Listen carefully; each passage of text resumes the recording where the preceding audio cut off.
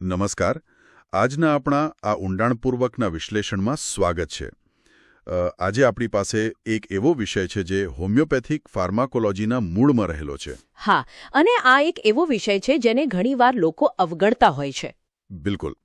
જ્યારે ચિકિત્સા વિજ્ઞાનમાં વ્હીકલ શબ્દ વપરાય છે ત્યારે આપણે કોઈ ગાડી કે વાહનની વાત નથી કરી રહ્યા. આપણે એવા માધ્યમની વાત કરી રહ્યા છીએ જે દવાનો ભાર ઊંચકે છે પણ તેનો પોતાનો કોઈ જ પ્રભાવ છોડતો નથી. સાચી વાત છે. તો આજનો આપણો વિષય છે the pharmaceutical foundations of homeopathic vehicles. આપણા આજના આ વિશ્લેષણનું મુખ્ય મિશન એ સમજવાનું છે કે હોમિયોપેથીમાં દવાઓ આપણા શરીરના આંતરિક ભાગો સુધી ખરેખર પહોંચે છે કેવી રીતે. તો ચાલો આને વિગતવાર સમજીએ. ચોક્કસ. જુઓ, માહિતીના આજના ઓવરલોડ વચ્ચે આપણે ઘણીવાર માત્ર મૂળ દવાની જ ચર્ચા કરતા હોઈએ છીએ, પણ તે દવા જેના દ્વારા શરીર સુધી પહોંચે છે તેને ભૂલી જઈએ છીએ. હા, એટલે કે આપણે માત્ર ગોળી કે પ્રવાહી પર ધ્યાન આપીએ છીએ. બરાબર. જો આપણે આને એક મોટા ચિત્ર તરીકે જોઈએ તો આપણને એ સમજવામાં મદદ મળશે કે દવા પોતે જ બધું નથી કરતી. તે દવા આપણા શરીરના ચોક્કસ કોષો સુધી કયા માધ્યમ દ્વારા પહોંચે છે અને કયા સ્વરૂપમાં પહોંચે છે તે દવાની પોતાની શક્તિ જેટલું જ મહત્વનું છે. હા, મને લાગે છે કે જ્યારે પણ કોઈ ગોળી અથવા પાવડર લેવામાં આવે છે ત્યારે તે માત્ર એક રસાયણ નથી હોતું. તે ખૂબ જ ચોકસાઈપૂર્વક તૈયાર થયેલી વહન પ્રણાલી હોય છે. એકદમ સાચું. આ વ્હીકલ્સ કેવી રીતે કામ કરે છે તે સમજવું ખરેખર રોમાંચક છે. તો જો આપણે શરૂઆત કરીએ આ વ્હીકલ શબ્દના મૂળથી, મેં નોંધ્યું છે કે આ શબ્દ લેટિન ભાષામાંથી આવ્યો છે. હા, લેટિન શબ્દ વેહિક્યુલમ પરથી. બિલકુલ. વેહિકલમ જેનું મૂળ વહેરે છે અને તેનો સીધો અર્થ થાય છે વહન કરવું અથવા ટુ કેરી. વ્યાખ્યાની દ્રષ્ટિએ જોઈએ તો વ્હીકલ એટલે ટ્રાન્સમિશન અથવા કન્વેયન્સ. અહીં સૌથી રસપ્રદ બાબત એ છે કે આ એવા પદાર્થો છે જે રાસાયણિક રીતે સંપૂર્ણપણે તટસ્થ હોય છે. એટલે કે એસિડિક પણ નહીં અને આલ્કલાઇન પણ નહીં. હા, અને વધુમાં તેઓ ચિકિત્સાની દ્રષ્ટિએ નિષ્ક્રિય એટલે કે થેરાપ્યુટિકલી ઇનર્ટ હોય છે. ફાર્માસ્યુટિકલ સ્તરે આટલી સંપૂર્ણ તટસ્થતા જાળવવી એ તો બહુ મોટો પડકાર કહી શકાય, કારણ કે કુદરતી પદાર્થો તો કોઈને કોઈ પ્રતિક્રિયા આપતા જ હોય છે. એ જ તો આની ખાસિયત છે. આ પદાર્થોનો પોતાનો કોઈ જ ઔષધીય ગુણ નથી હોતો. જાણે કે કોઈ એકદમ પારદર્શક કાચનો ગ્લાસ હોય જે અંદર રહેલા પાણીના રંગ કે સ્વાદમાં કોઈ ફેરફાર કરતો નથી, માત્ર તેને આકાર આપે છે. આ એકદમ સચોટ ઉદાહરણ છે.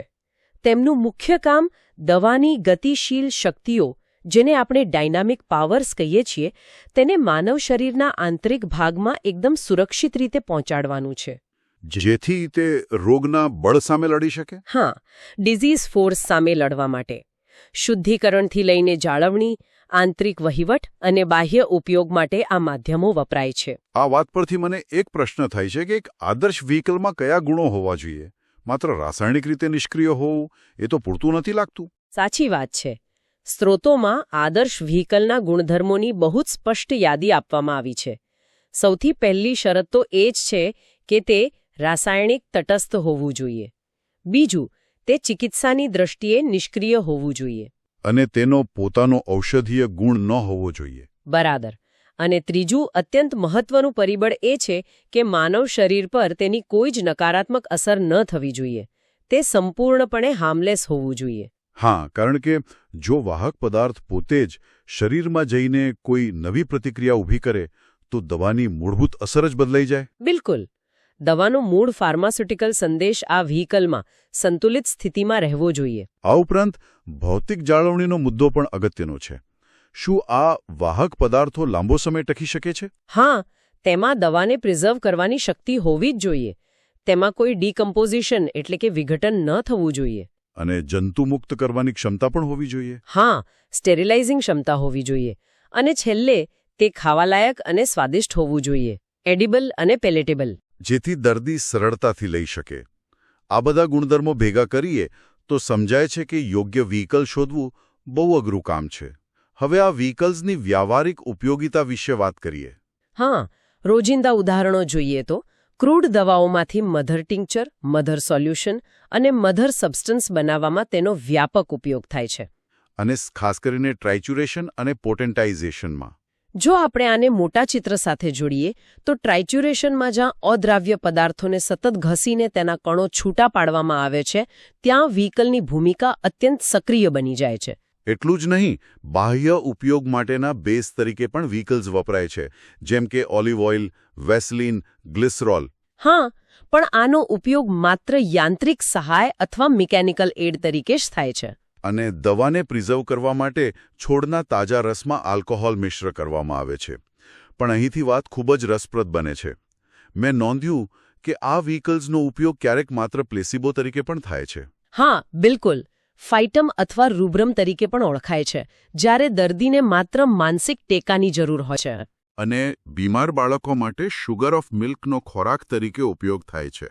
લેક્ટોઝનો ખોરાક તરીકે ઉપયોગ એ બહુ જ સુંદર પાસું છે. હવે જો આપણે આ વ્હીકલ્સના વર્ગીકરણ પર નજર કરીએ તો તેને મુખ્યત્વે ઘન, પ્રવાહી અને અર્ધઘન એમ વહેંચવામાં આવ્યા છે.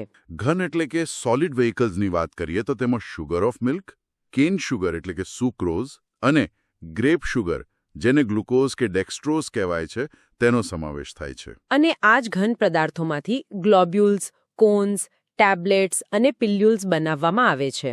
પ્રવાહી વ્હીકલ્સ પણ ઘણા છે. શુદ્ધ પાણી, સોલ્વેન્ટ ઇથર, ગ્લિસરીન અને સિમ્પલ સિરપ. પણ સૌથી વધુ ધ્યાન ખેંચે છે આલ્કોહોલનું વર્ગીકરણ. આલ્કોહોલના 5 અલગ-અલગ પ્રકાર દર્શાવવામાં આવ્યા છે: એબ્સોલ્યુટ, ડાઇલ્યુટ, સ્ટ્રોંગ, ડિસ્પેન્સિંગ અને રેક્ટિફાઇડ સ્પિરિટ. આ 5 પ્રકાર શા માટે? કારણ કે દરેક પ્રકારમાં પાણી અને આલ્કોહોલનું પ્રમાણ અલગ હોય છે. દવાની પ્રકૃતિ મુજબ યોગ્ય આલ્કોહોલ પસંદ કરવો પડે છે. સમજાયું. પ્રવાહી વ્હીકલ્સમાં તેલ એટલે કે ઓઇલ્સનો પણ મોટો વર્ગ છે, જેમાં ફિક્સ્ડ ઓઇલ અને વોલેટાઇલ ઓઇલ આવે છે. હા, ફિક્સ્ડ ઓઇલમાં ઓલિવ ઓઇલ, બદામનું તેલ, તલનું તેલ, હાઇડ્રોકાર્પસ અને ચોલોમુગ્રા ઓઇલનો સમાવેશ થાય છે. અને વોલેટાઇલ ઓઇલમાં ચંદનનું તેલ, લેવેન્ડર ઓઇલ અને રોઝમેરી ઓઇલ. આ તેલ ઝડપથી પ્રસરી જાય છે. બરાબર. હવે ત્રીજા વર્ગીકરણ તરફ જઈએ. અર્ધઘન એટલે કે સેમી સોલિડ વ્હીકલ્સ. જેમાં સૌથી પહેલું નામ વેસેલિનનું આવે છે. યેલો અને વ્હાઇટ સોફ્ટ પેરેફિન. હા, અને મીણ એટલે કે વેક્સનો પણ ઉપયોગ થાય છે. બીઝવેક્સ, સ્પર્માસેટી અને લેનોલિન આ બધા ઉત્તમ બેરિયર તરીકે કામ કરે છે. મેં એ પણ નોંધ્યું છે કે અર્ધઘન પદાર્થોની યાદીમાં સાબુનો પણ ઉલ્લેખ છે. વનસ્પતિજન્ય અને પ્રાણીજન્ય સાબુ. હા, હાર્ડ, સોફ્ટ અને કર્ડ સાબુ. તે બાહ્ય લેપ માટે એક શ્રેષ્ઠ બાઇન્ડિંગ એજન્ટ છે.